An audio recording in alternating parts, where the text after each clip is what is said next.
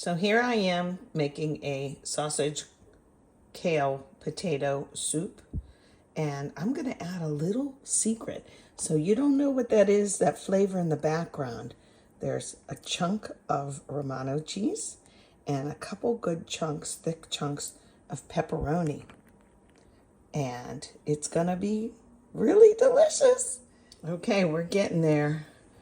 Potatoes are nice and soft. The flavors are married. I did take out the pepperoni at this point.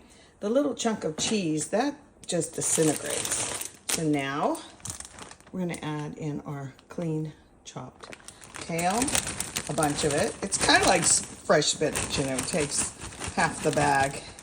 And I'll push that down in. And I'm doing this one-handed. And then we'll add a little maybe Asiago cheese grated at the end. I'll show you the final product.